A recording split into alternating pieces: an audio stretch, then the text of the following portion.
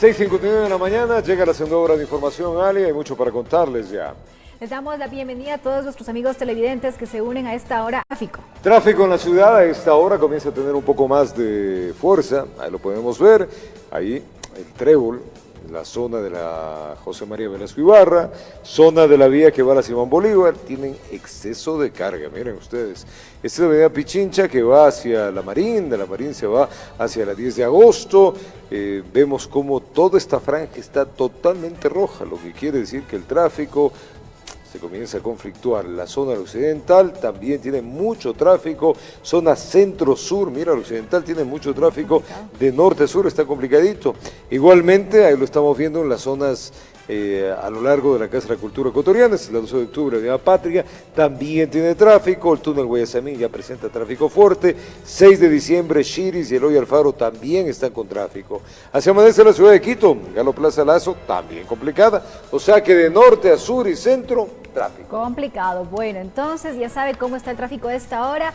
Intente salir a tiempo de su vivienda para que pueda llegar bien a realizar sus actividades. Y consejo, las calles todavía están mojadas, ha llovido toda la noche, así que por favor maneje con cuidado. Clima nublado, mi querida. Frío en la capital. Vamos a empezar. Les contamos que la fiscal general del Estado, Diana Salazar, acusó por cohecho a 22 personas, incluyendo al expresidente Rafael Correa y a 2 personas más como cómplices en el caso Sobornos 2012-2016. La fiscalía anunció que los acusará por este delito, el cual es imprescriptible y se puede juzgar en ausencia, y ya no por asociación ilícita y tráfico de influencias. Tras Daniela Camacho, jueza de la Corte Nacional de Justicia, declarar la legalidad del proceso, se presentó un hecho inesperado. Diana Salazar, fiscal general del Estado, anunció que por sobornos 2012-2016, por un obstáculo legal, solo se acusará por cohecho, y ya no por asociación ilícita y tráfico de influencias, como constaba en un inicio. Esto significa claramente que es una investigación vacía, apresurada, inconsistente, ilegal, y Fiscalía no va a poder probar con ninguno de los elementos la comisión ni siquiera del delito de cohecho que hoy está pretendiendo sustentar. Salazar, en audiencia de evaluación y preparatoria a juicio, sustentó la existencia de un entramado de corrupción a la cabeza del expresidente Rafael Correa. Cito que se trata de una estructura delincuencial donde se otorgaba obras públicas a empresas privadas a cambio de recursos económicos que eran utilizados en sabatinas, cumpleaños, concentraciones políticas y en general gastos del movimiento político, en ese entonces Alianza País. Para el efecto se efectuaron cobros en dinero en efectivo que suman $6.770.000 del 2012 al 2016 y en cruce de facturas $5.652.000. Salazar presentó 584 elementos de convicción. Empezó señalando algunos de forma general, lo que molestó a la defensa técnica de algunos de los procesados. No puede ser, señores periodistas, que a todos los procesados les endilgue una acción sin individualizar su conducta y su participación en el hecho concreto. ¿Para qué? Para que nosotros entendamos y comprendamos ese dictamen y luego poder ejercer nuestro derecho a la defensa. La Fiscalía sustentó la utilización de códigos para identificar a los investigados. Por ejemplo, Rafael Correa, SP, RCD, RC, A1, Jorge Glass, SBP, L1, Alexis Mera, AM, María de los Ángeles Duarte, MD, L2, Walter Solís, WS. Además, se aplicaba lo que Salazar denomina jerga criminal, para establecer $1 millón, un palo, $500,000, medio palo. Fiscalía jamás tuvo los elementos necesarios para hacer esta fanesca que se organizaron procesal. Aquí también son investigados el ex asambleísta Cristian Viteri, la actual asambleísta Viviana Bonilla y Vinicio Alvarado, además de representantes de empresas privadas, informó Héctor Romero. Corre el tiempo y la Comisión de Régimen Económico de la Asamblea no logra superar los desacuerdos para realizar el informe para segundo debate de la Ley de Crecimiento Económico. Está pendiente la propuesta de dividir el proyecto para su votación. Veamos. Contrarreloj avanza en la realización del informe para segundo debate de la ley económica. Hasta el momento ya se ha tratado los artículos de remisión y tributarios, pero en estos se han identificado al menos 40 puntos críticos. En casi nada de ICE, no hay acuerdo en ICE bebidas azucaradas, no hay acuerdo en ICE de vehículos, no hay acuerdo en ICE de fundas plásticas, no hay un acuerdo todavía en los montos de esta contribución única por 3 años para las empresas. Estos se evalúan en la mesa técnica, mientras que también se analiza la posibilidad de dividir por bloques esta norma y así someterlo a votación. La moción nació de la asambleísta de Suma, Gabriela Larreategui. Yo me mantengo en la propuesta de que se elimine de este proyecto de ley el Código Orgánico Monetario Financiero y el Código Orgánico de Planificación y Finanzas Públicas para poder concentrarnos en el resto y no sacar algo que esté mal hecho. En este aspecto, el oficialismo se muestra dividido. El tema monetario y todo el Código de Planificación y Finanzas tiene que ser tratado, pero en otro momento. Quizás lo responsable no sería eliminar toda la parte monetaria, sino más bien priorizar lo verdaderamente urgente. Hay sectores que insisten en el archivo de la norma, mientras que otros aún no defienden su postura, y esto a solo 6 días de que termine el plazo que tiene la Asamblea para aprobar el proyecto económico urgente. Caso contrario, ingresará por el Ministerio de la Ley, informó Carolina Basante. Y ante la investigación que lleva adelante el Consejo de la Judicatura en torno a un supuesto incremento desproporcionado en el patrimonio de algunos jueces y conjueces de la Corte Nacional de Justicia, el ex magistrado Merck Benavides se suma a los que públicamente han justificado su crecimiento patrimonial. Las denominadas variaciones significativas en el incremento patrimonial de 6 jueces de la Corte Nacional de Justicia, que constan en el informe de transparencia, que es parte del proceso de evaluación a los magistrados y que ahora también es motivo de investigación en el Consejo de la Judicatura, es rechazado por otro de los mencionados en el mismo. Pues no es que el patrimonio se aumenta, ni he sido negociante con la justicia, ni he vendido sentencias. No he vendido, en mi vida he recibido un solo centavo de nadie. Esta es mi plata. Explica que entre casas, terrenos, departamentos en Ibarra y Quito, algunos adquiridos antes del 2014 y otros posteriores a este año, esos bienes han incrementado su valor en estos 4 años. Esa plusvalía suma $353,000, más los 408,000 de la declaración de 2014, suman $761,700. Sin haber subido, sin haber incrementado un solo dólar, sino solo por la plusvalía. A esto Benavides le suma el salario percibido como juez de la Corte Nacional y docente de varias universidades desde el 2014 al 2018. ¿Cuánto suma que he ganado en esos 5 años? 407,000 más 761 pasa del 1.200.000. Sin embargo, mi patrimonio se dice que es de 934,000. ¿Dónde está el incremento injustificado? Me sobra el dinero. Y eso se entiende que gasté en otras cosas. Benavides se suma a la jueza Rosa Merchán, quien también en días anteriores justificó su incremento patrimonial. El municipio subió el valor de mi inmueble, que yo lo adquirí en $185,000, a $338,000. Y el resto son mis derechos hereditarios.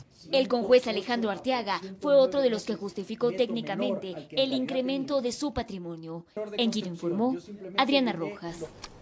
Es tiempo de una pausa acá en el Comercio TV, en Televicentro, 7-8 en la mañana. Al retornar, vamos a contarles que el CIDH, la Comisión Interamericana de Derechos Humanos, pues se encuentra sesionando por primera vez en el Ecuador en esta primera jornada y ha recibido en audiencia pública a 8 de los 16 países que participan.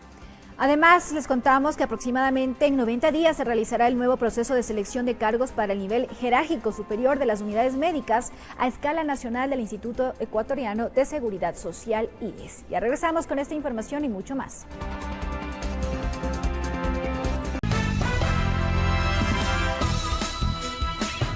7:14 en la mañana, gracias por acompañarnos en esta emisión de día martes acá en Televicentro. Es tiempo de contarles que la prefecta de Pichincha, Paola Paón, el exasambleísta Virgilio Hernández negaron su participación en una supuesta rebelión durante las protestas registradas en el país del 2 al 13 de octubre. Pavón aseguró que lo que se busca es removerle de su cargo. La comisión recibirá mañana a varios dirigentes indígenas. Veamos. Llegaron los 3 procesados por rebelión, esposados y con custodia carcelaria a la comisión multipartidista que investiga las protestas de octubre. La prefecta Paola Pavón, el ex asambleísta Virgilio Hernández y el dirigente de Revolución Ciudadana, Cristian González. Los procesados negaron su participación en una supuesta rebelión que se los acusa. No hay un solo elemento que evidencie que la prefecta de la provincia de Pichincha ha incurrido en el delito de rebelión que establece el artículo 336 del Código Penal. En que nosotros, todas nuestras acciones fueron pacíficas. La prefecta Pavón aseguró que hay intenciones políticas detrás de su detención.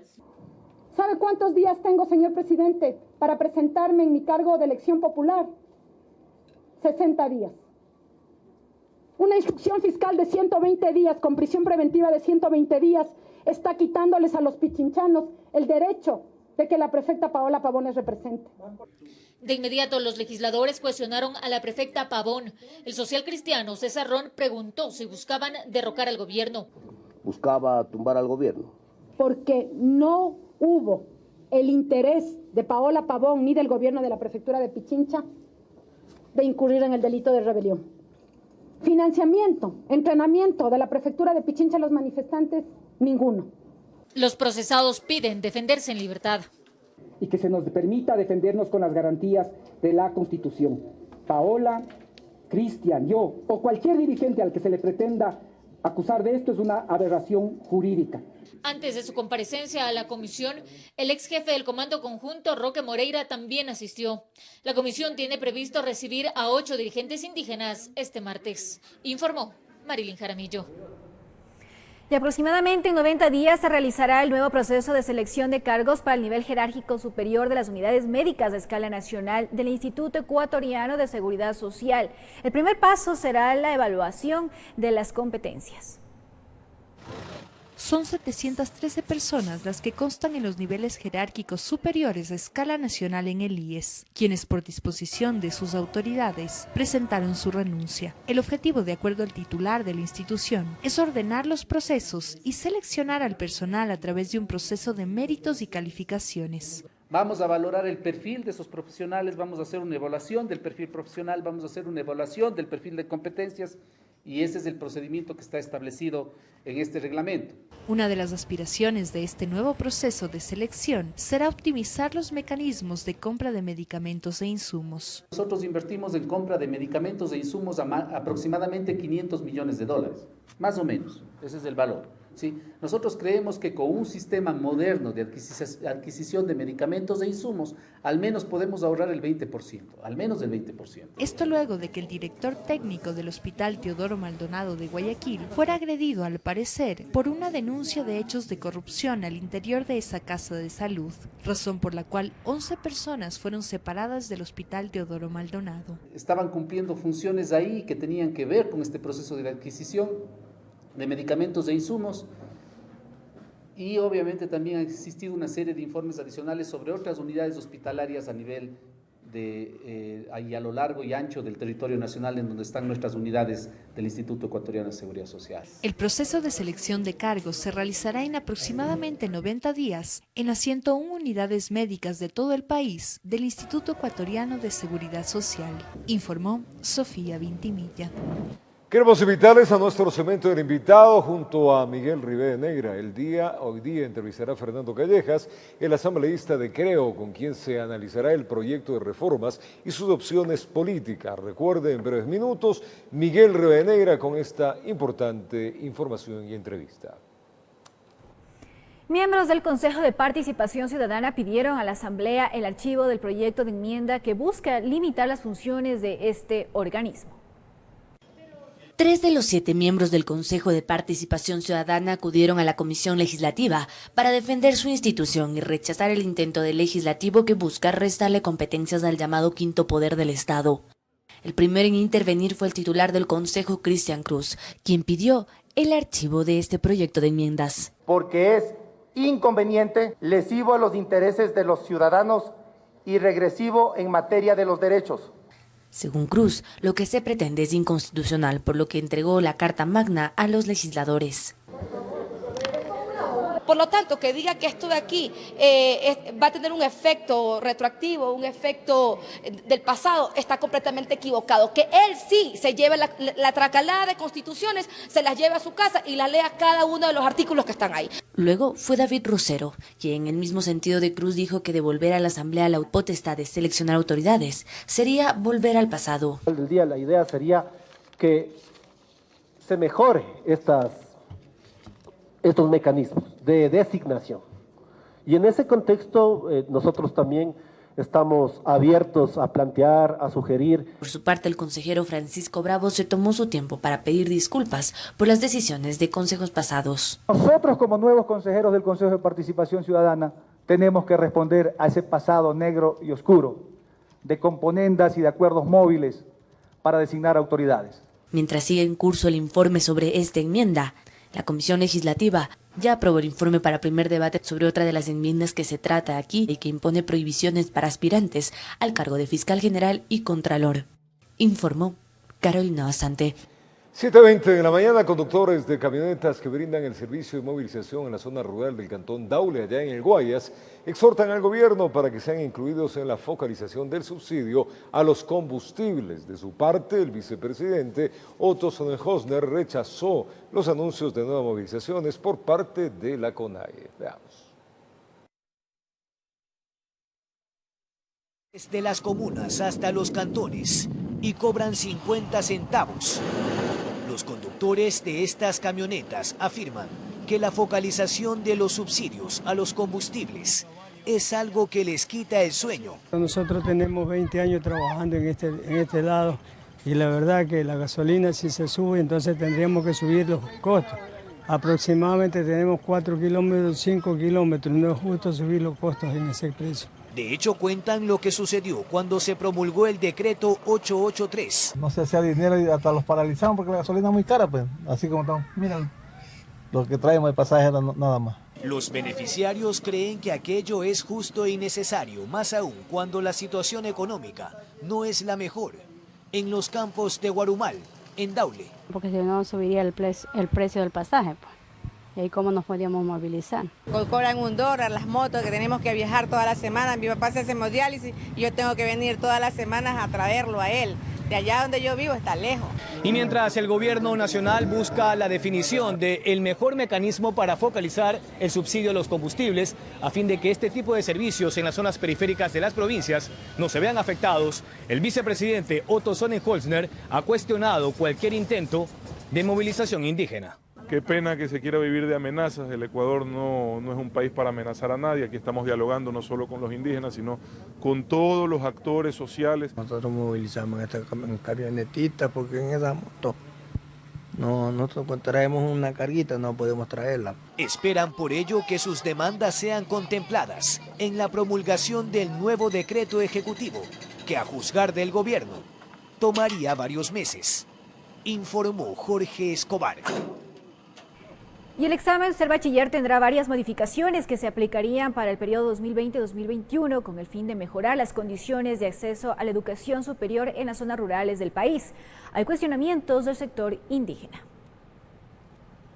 Entre las posibles modificaciones en el examen Ser Bachiller, se reduciría el número de preguntas de 155 a 120, al igual que el tiempo de rendimiento de 3 a 2 horas, como también se priorizaría el historial académico del estudiante durante sus 6 años de estudio, cambios que se implementarían en el próximo año. Es decir, un alumno de excelencia de una provincia amazónica, pues debería considerarse su historial académico un poco más de lo que se considera hoy. Lo que se busca es que los jóvenes de zonas rurales tengan más oportunidades para acceder a la educación superior.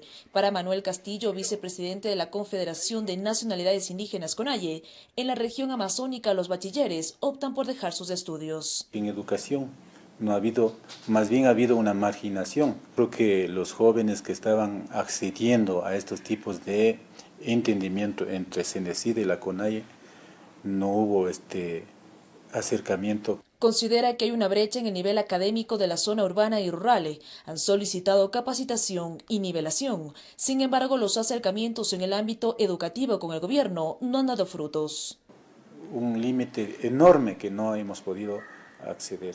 Y por eso nuestro petitorio ha sido últimamente de que nuestro sistema de educación intercultural bilingüe sea un sistema de un año inicial hasta nivel superior.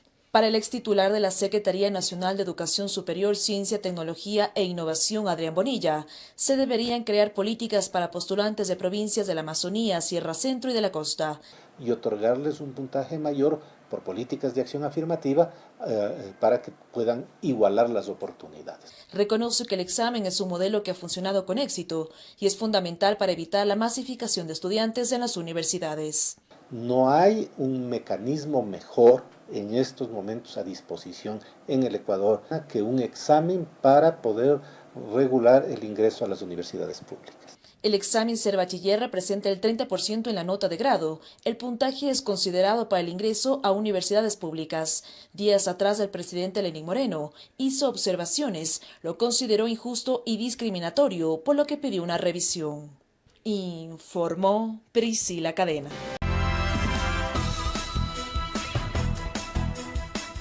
La Comisión Interamericana de Derechos Humanos, CIDH, que se encuentra sesionando por primera vez en el Ecuador, arrancó con las primeras audiencias públicas. 8 de los 16 países que participaron denunciaron ante el organismo vulneraciones de la justicia, seguridad, violencia, represión y otros casos por parte de sus estados. Veamos.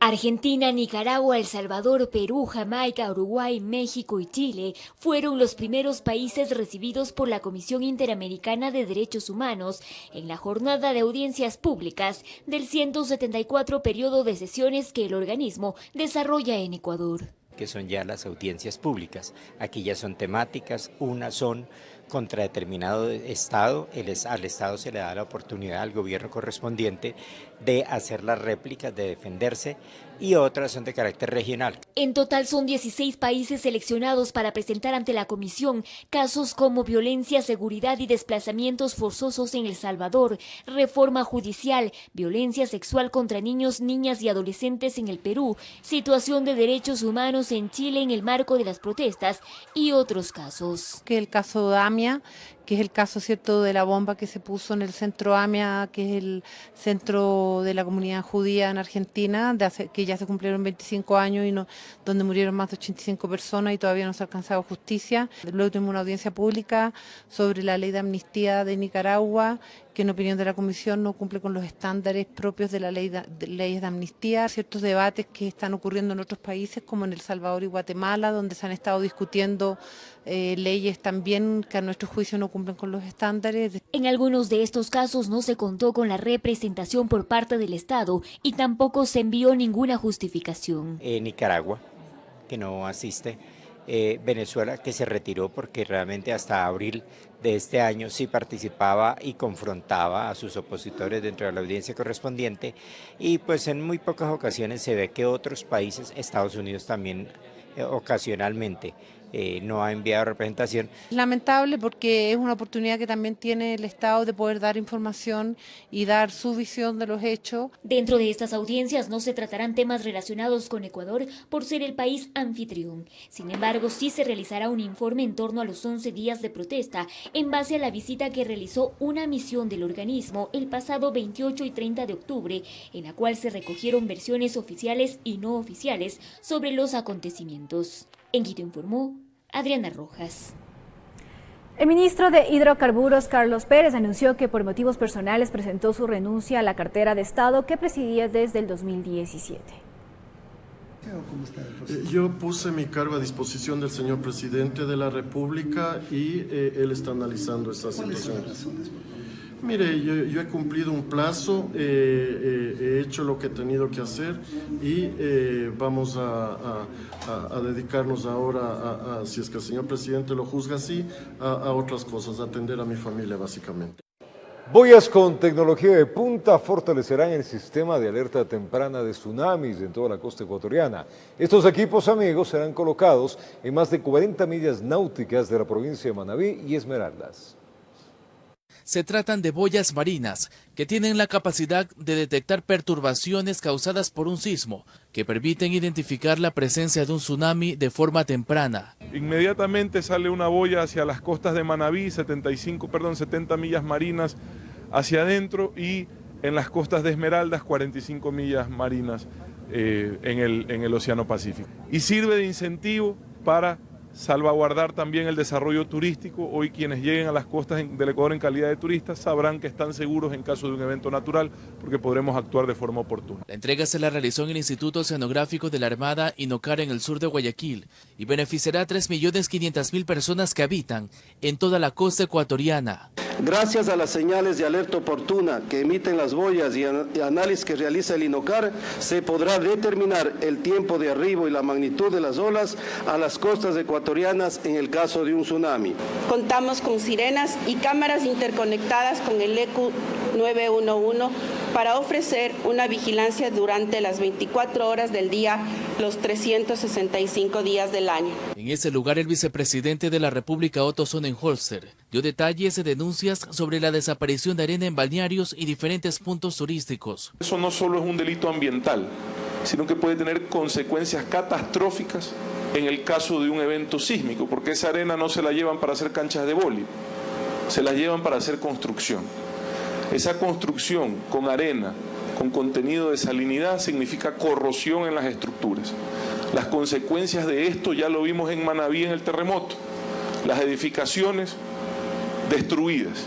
Para esto hizo un llamado a los alcaldes de ciudades que bordean la costa ecuatoriana para que verifiquen los permisos de construcción y materiales que utilizan en los mismos y así evitar a futuro desgracias en caso de presentarse un fuerte movimiento telúrico, informó Charlie Pisa.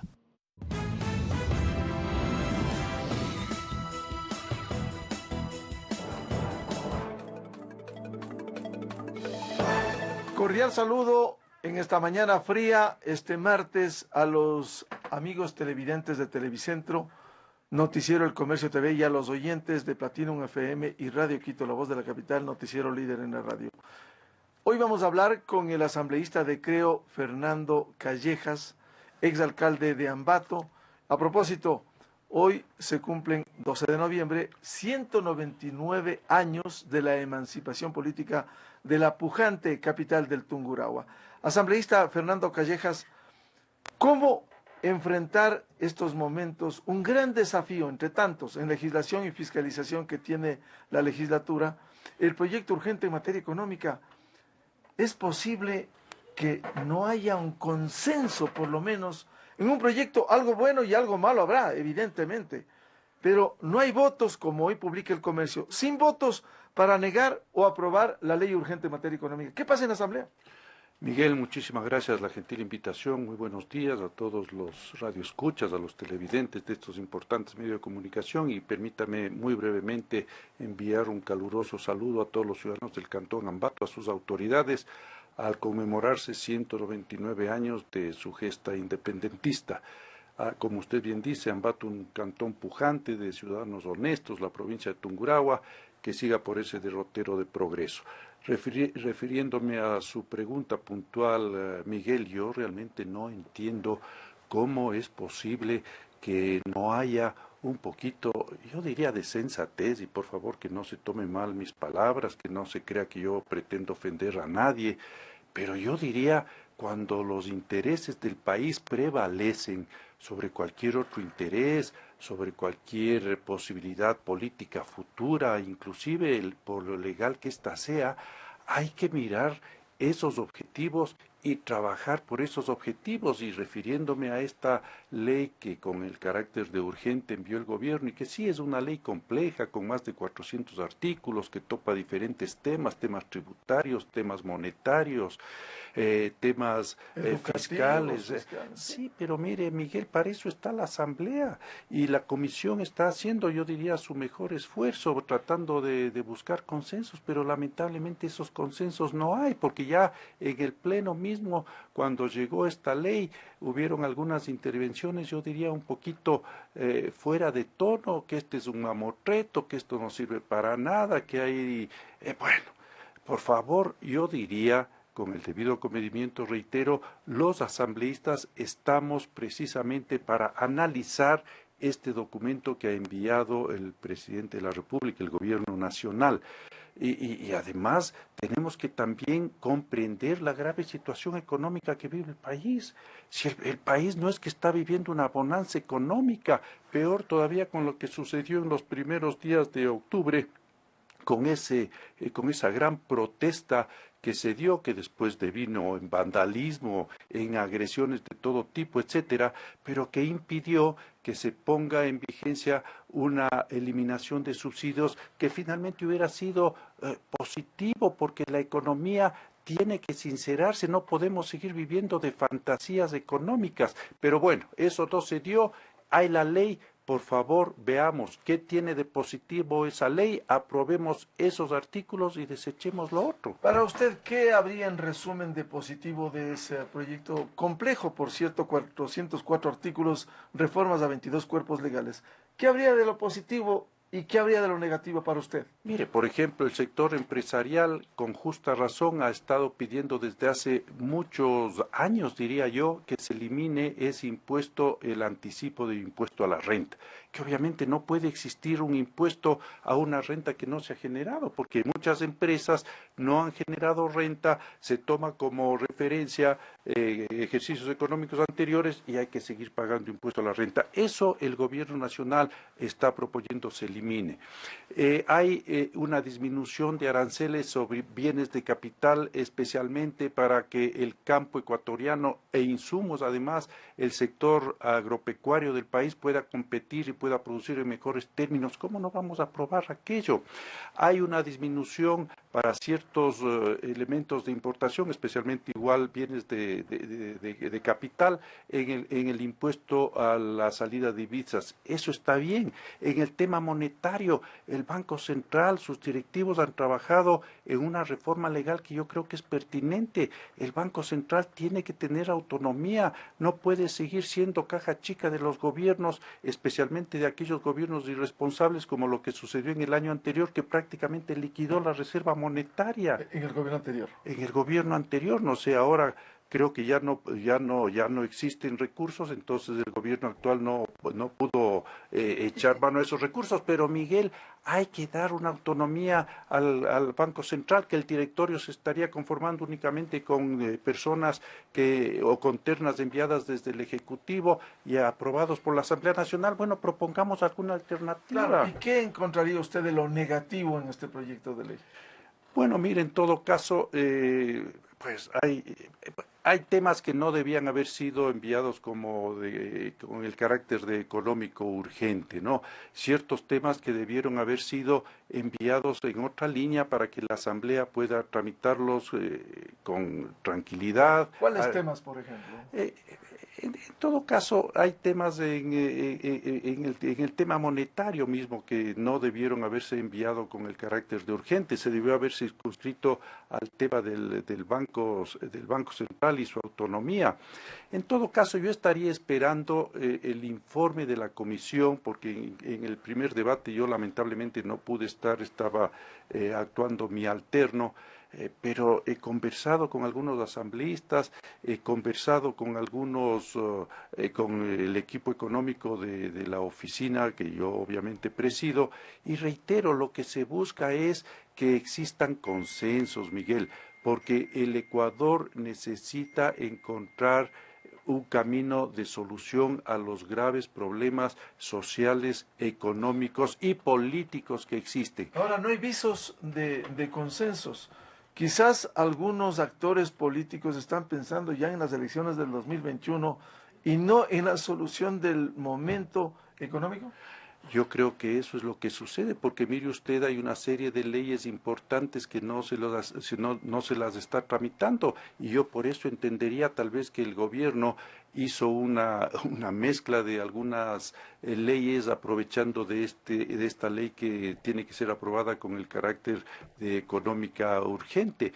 Por ejemplo, el Código de la Democracia.